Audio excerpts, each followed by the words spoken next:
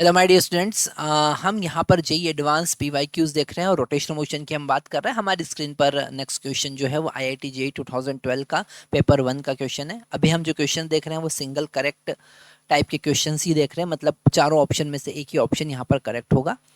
Question में given है a thin rod of is pivoted at O is rotating in horizontal plane with constant angular speed omega, है ना। ये rod जो है वो कांस्टेंट एंगुलर स्पीड ओमेगा से घूम रही है। यहाँ पर ये O और ये एंड हम कंसिडर कर लेते हैं A, तो वो रोटेट कर रही है। ठीक है, a shown in figure at t equal to 0 a small insect start from O, है ना। ये यहाँ O से स्टार्ट करता है and move with constant speed v with respect to the rod towards the other end।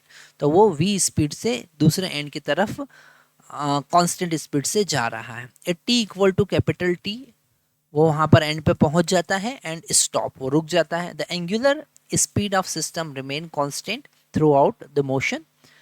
The magnitude of torque tau about O as a function of time best represented by which plot। तो हमारे पास यहाँ पर चार option है, option A, option B, option C and option D. दोनों चारों में से कौन सा करेक्ट ऑप्शन है हमको बताना है, कौन सा प्लॉट सही होगा टॉर्क के लिए।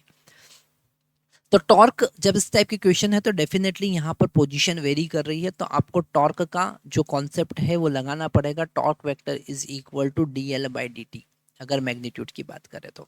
ठीक है, तो यहाँ पर सबसे पहले हम एल कैलकुलेट करते हैं और एल होता है आई इंटू ओमेगा।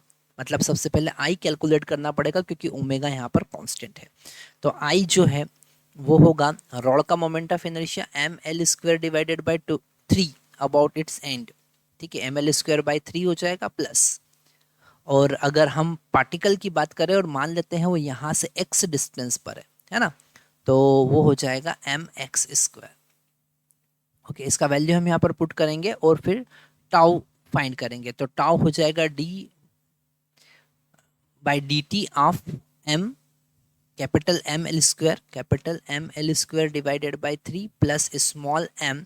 और यहाँ x को क्या लिख सकते हैं, x को हम वेलोसिटी इनटू टाइम लिख सकते हैं क्योंकि कांस्टेंट वेलोसिटी कांस्टेंट स्पीड से मूव कर रहा है। तो v square into T square, ये हो गया हमारा i इंटू ओमेगा जो कि कांस्टेंट है। अगर इसे डिफ्रेंशिएट करेंगे तो क्या मिलेगा, टॉर्क का मैग्नीट्यूड मिलेगा। फर्स्ट टर्म तो यहाँ पर कांस्टेंट है तो उसका डिफरेंशिएशन 0 हो जाएगा।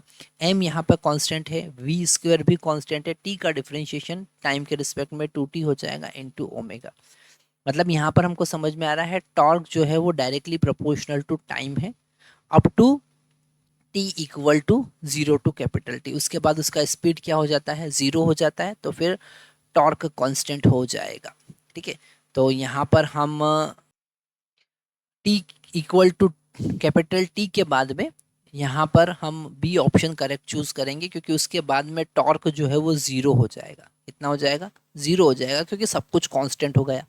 ठीक है, यहाँ पर टॉर्क कांस्टेंट नहीं रहेगा क्योंकि यहाँ पर वेलोसिटी 0 हो गया, तो ये पूरा टर्म 0 हो जाएगा। तो टॉर्क क्या हो जाएगा, 0 हो जाएगा। स्टार्टिंग में वो लीनियरली वेरी करेगा फिर 0 हो जाएगा। तो हमारा बी ऑप्शन यहाँ पर करेक्ट ऑप्शन होगा।